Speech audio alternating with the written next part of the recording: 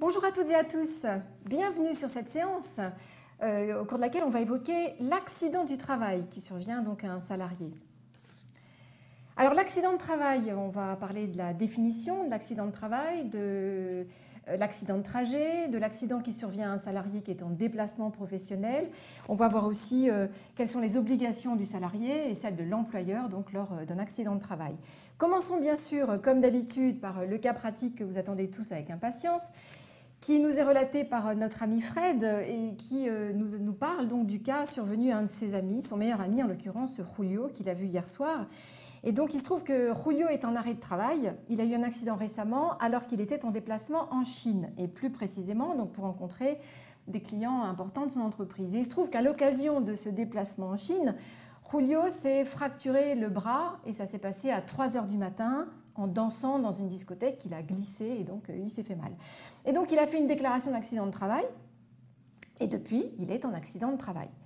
Et donc Fred ne comprend pas trop comment on peut être en accident de travail en glissant dans une discothèque en Chine. Alors vous allez peut-être pouvoir l'aider et donc lui donner la réponse à la fin donc, de cette séquence. Voyons tout d'abord et commençons par la définition de l'accident de travail. Voilà ce que dit le Code de la sécurité sociale. Est considéré comme accident de travail ou accident de trajet tout accident qui survient par le fait ou à l'occasion du travail à un salarié ou une personne travaillant à quelque titre ou en quelque lieu que ce soit pour un ou plusieurs employeurs. Et bien sûr, l'employeur est tenu de faire une déclaration dès lors qu'il a connaissance de l'accident du travail. Quels sont les critères donc, de l'accident du travail tels qu'on peut les reprendre par rapport à cette définition? Donc il faut 3 critères. Un événement soudain, une lésion corporelle ou psychique et la survenance bien sûr de l'accident au cours ou à l'occasion du travail. Et l'accident de trajet, alors comment ça se passe? L'accident de trajet, c'est l'accident qui a lieu pendant le trajet aller-retour entre le lieu de travail ou l'un des lieux suivants. Ça peut être la résidence principale, mais également une résidence secondaire dès lors que cette résidence présente un caractère de stabilité, par exemple le fait d'y aller tous les week-ends, l'accident qui pourra survenir à l'occasion du trajet entre le vendredi soir quand on quitte l'entreprise et puis donc ce lieu de résidence secondaire pourra parfaitement être considéré comme un accident de trajet.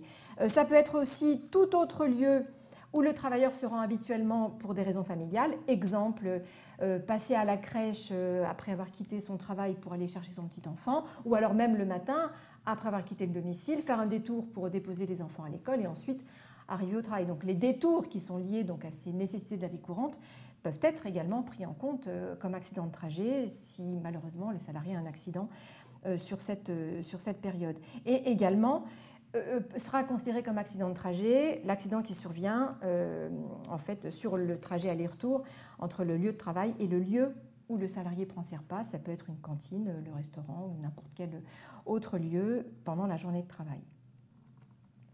Alors, quid de l'accident survenu en déplacement? Alors, on aura peut-être des réponses par rapport à l'histoire de Fred et son ami Julio. Donc voilà, là encore, ce que disent les textes. L'accident qui survient à un salarié en déplacement professionnel, on l'appelle aussi l'accident de mission, est présumé être un accident du travail s'il survient à l'occasion d'un acte professionnel. Exemple, une crise cardiaque qui survient chez un client. Ou alors à l'occasion d'un acte de la vie courante, par exemple le décès d'un salarié dans sa chambre d'hôtel.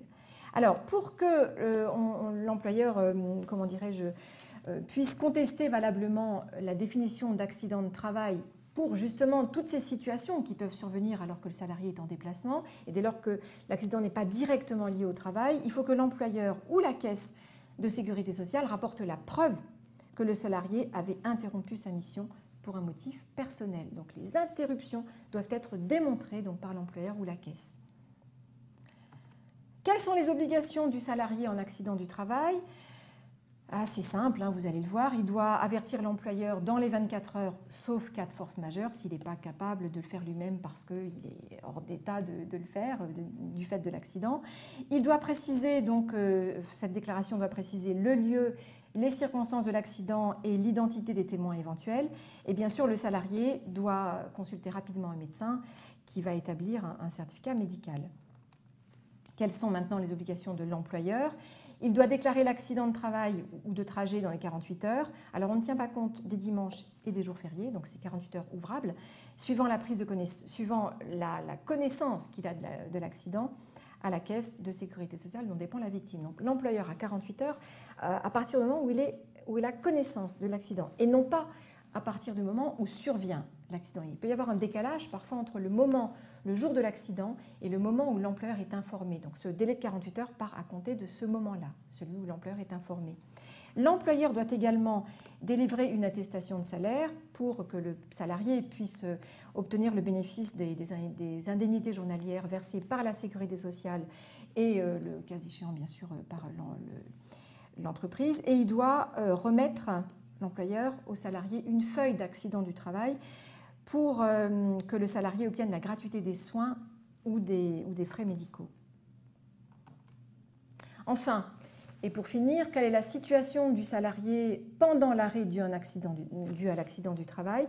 Premièrement, et ça c'est la règle de base fondamentale, pendant l'arrêt de travail dû à l'accident, le salarié a une protection contre le licenciement, c'est-à-dire que l'employeur a absolument l'interdiction de rompre le contrat de travail pendant l'arrêt dû à l'accident du travail, sauf, il y a toujours des exceptions, vous le savez, en droit du travail, donc c'est une interdiction, mais avec des exceptions, sauf faute grave, ou bien impossibilité de garder le salarié à son service pour un motif qui n'a aucun rapport avec l'accident, comme par exemple un motif économique, dès lors que ce motif rend le licenciement inévitable. Il faut savoir aussi que, troisième chose, le salarié en arrêt de travail peut avoir une priorité en matière d'accès aux actions de formation professionnelle pour notamment se former à un autre poste si nécessaire. Voilà ce que je voulais vous dire, très rapidement brossé sur l'accident de travail. Voyons donc maintenant la réponse à apporter à Julio et à Fred. Donc voici la règle, vous l'avez vu. Un salarié qui effectue une mission ou qui est en déplacement a donc droit à la protection prévue donc par le Code de la sécurité sociale pendant tout le temps de la mission qu'il accomplit pour son employeur, peu important que l'accident survienne à l'occasion d'un acte professionnel ou d'un acte de la vie courante. Et donc, exception tout de même, sauf si l'employeur apporte la preuve que l'accident s'est produit à un moment où le salarié avait interrompu sa mission pour un motif personnel. Cette histoire du déplacement en Chine, elle a fait l'objet d'un arrêt de la Cour de cassation du 12 octobre 2017. Et dans cet arrêt, la Cour de cassation a reconnu qu'il y avait donc valablement qu'on pouvait valablement dire que le salarié était en accident du travail. Pourquoi? Parce que ni l'employeur ni la caisse n'avaient rapporté la preuve que le salarié, donc à 3 h du matin dans la discothèque en Chine, s'était soustrait à l'autorité de l'employeur. Autrement dit, l'employeur n'avait pas pu prouver que pendant ce moment-là, le salarié finalement n'accompagnait pas des clients chinois en discothèque. Il ne l'a pas fait valoir, ou tout au moins il n'a pas eu ces arguments qui auraient pu nous permettre donc leur permettre plutôt de réfuter la définition de l'accident du travail. Donc là, en l'occurrence, le salarié, effectivement, et donc on peut rapporter ce cas à Julio. Julio glisse dans une discothèque en déplacement en Chine à 3 h du matin. On est bien sur un accident du travail et donc il a fait la déclaration, l'employeur aussi, tout s'est bien passé pour lui. Et donc voilà. Mais c'est vrai que pour revenir au questionnement de Fred, parfois ça peut paraître un petit peu compliqué et un petit peu tiré par les cheveux ces histoires de reconnaissance d'accident de travail, surtout dans des cas aussi énormes que ça quand même.